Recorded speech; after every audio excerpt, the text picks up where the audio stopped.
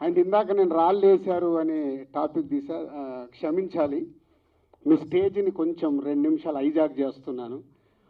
ఎందుకంటే దిల్ రాజు మీద ఎప్పుడు రాళ్ళు వేసే వాళ్ళ గురించి కూడా అభిమానిస్తున్న ఇంతమంది ముందు వాళ్ళ గురించి కూడా మాట్లాడాలనిపించి 2 నిమిషాలు మీడియా వారికి ఇది నా పర్సనల్ స్టేట్మెంట్గా చెప్పాలనుకున్నాను.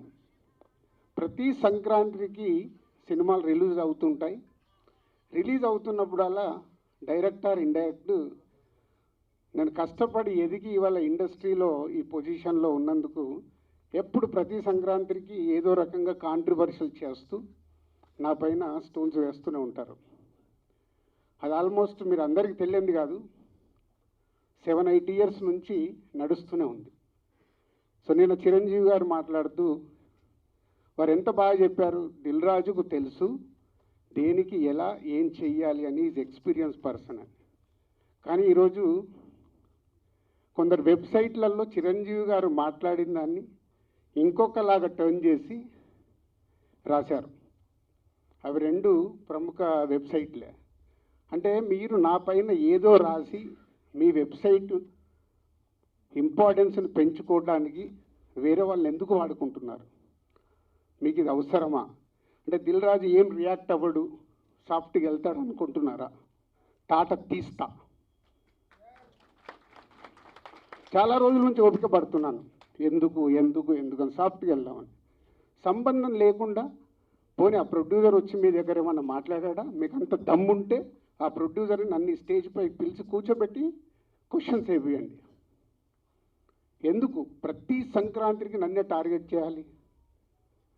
ఇంతమంది నన్ను అభిమానిస్తున్నారు కదా, 95% నన్ను ఇష్టపడతారు, 5% ఇష్టపడతారా? అది ఇష్టపడరా వాళ్ళ ఇష్టం. ఒక మనిషిగా నేను అందరినీ సాటిస్ఫై చేయలేను. సాటిస్ఫై చేస్తున్నాను కాబట్టి ఇండస్ట్రీలో నాకు ఈరోజు ఇంత మంచి పేరుంది. మీ అందరికీ తెలుసు, దిల్ రాజు అంటే ఒక బ్రాండ్ బిల్డ్ చేశా. వ్యాపార పరంగా వచ్చే కొన్ని కాంట్రవర్షియల్స్ని మీరు అడ్వాంటేజ్గా తీసుకొని ప్రతి సంక్రాంతికి మీ వెబ్సైట్లు, మీ కొన్ని యూట్యూబ్ ఛానల్స్ కొన్నిటికి వాడుకుంటున్నారు. అది 100% తప్పు. మొన్న జరిగిన ఈ సంక్రాంతి రిలీజ్ల గురించి ఛాంబర్లో మీటింగ్ పెట్టి ఛాంబర్ ద్వారా డీల్ చేసి రవితేజ గారిని కన్విన్స్ చేసి ఒక సినిమాని సంక్రాంతి నుంచి జరిపాం. అది ఎంత కష్టం అది మాకు తెలుసు. తర్వాత ఉన్న 4 సినిమాలు మళ్ళీ ఎవడో రాశాడు, దిల్ రాజు గారు ఏదో తమిళ సినిమా రిలీజ్ చేస్తున్నాడని. ఎవడు చెప్పాడురా నీకు నేను రిలీజ్ చేస్తున్నానని? ఎవడు చెప్పాడు? నీ దగ్గర ప్రూఫ్ ఉందా నేను చేస్తున్నానని ఉందా? ఆ తమిళ సినిమాను కూడా రిలీజ్ పోస్ట్పోన్ చేయించింది నేను, తెలుగులో రిలీజ్ వద్దు అని. మీకు తెలియని న్యూస్లు రాసుకుంటూ ఎందుకు వాడుకుంటున్నారు? ఇందాక నేను అన్నాను కదా, తాట తీస్తాను, ఈజీగా తీసుకోవద్దు. నా పైన ఏదైనా రాస్తే దాంతోపాటు హనుమాన్ సినిమాని నేను రిలీజు ఆపాలి అని చెప్పానని రాశారు. ప్రొడ్యూసర్ని డైరెక్టర్ని నన్ను పిలిచి నేను సినిమా ఆపాలని అడిగానా? సినిమా 14వ తారీఖు రిలీజ్ చేసేయండి అని చెప్పాను. 12 మహేష్ బాబు సినిమా ఉంది కాబట్టి 14th చేస్తే మీ సినిమాకు ఉపయోగం, మీ సినిమాకు నెంబర్ ఆఫ్ థియేటర్స్ దొరుకుతాయని చెప్పాను. కానీ దాన్ని ఇంకొక విధంగా మార్చి రాశారు. చిరంజీవి గారు మాట్లాడింది ఇంకొకలాగా కన్వర్ట్ చేసి రాస్తున్నారు. మీకు కావాల్సిన దాన్ని హైలైట్ చేయకండి. నెగిటివ్ వైబ్స్ ఉండకుండా పాజిటివ్గా బతుకుతే బాగుంటుంది. నెగిటివ్గా బ్రతకడం ఇంపార్టెంట్ కాదు, అందరం పోయే వాళ్ళమే, ఇక్కడ ఉండటానికి రాలా. నెగిటివ్ ఎందుకు, నెగిటివ్ వైబ్స్ ఎందుకు? మీ వెబ్సైట్లు మీ ఛానల్స్ ఇంప్రూవ్ అవ్వాలని నెగిటివ్ వైబ్స్ని తీసుకొస్తారా? ఈరోజు హనుమాన్ సినిమా ప్రపంచవ్యాప్తంగా రిలీజ్ అవుతుంది. నాట్ ఓన్లీ తెలుగు స్టేట్స్, తమిళ్లో రిలీజ్ అవుతుంది, కన్నడలో రిలీజ్ అవుతుంది, హిందీలో రిలీజ్ అవుతుంది. ఎక్కడ థియేటర్ లేవా, దొరకట్లేదా? మీకు తెలియని విషయం ఏంటంటే నైజాములో 7-8 సెంటర్లలో Mahesh Babu cinema Hanuman cinema release అవుతుంది. వెంకటేష్ గారి సినిమాకి నా ఉన్న ఇమేజ్ ఉన్న వాళ్ళకు కూడా థియేటర్ లేవు. ఇవి మీకు కనిపించవు. ఎంతసేపు వాళ్ళకు రావాల్సిన మైలేజ్ గురించి ప్రయత్నం చేస్తూ, సో ఈరోజు కొన్ని కోట్లు ఖర్చు పెడితే రాని ప్రమోషన్ని హనుమాన్ సినిమాకు వచ్చింది. గుడ్, చిన్న సినిమా సూపర్ హిట్గా అవ్వాలి అని మనస్ఫూర్తిగా కోరుకుంటున్న దాంట్లో నేను ఒక్కరిని. ఎందుకంటే సినిమా ఆడితేనే గ్లోబల్గా పెరుగుతాం.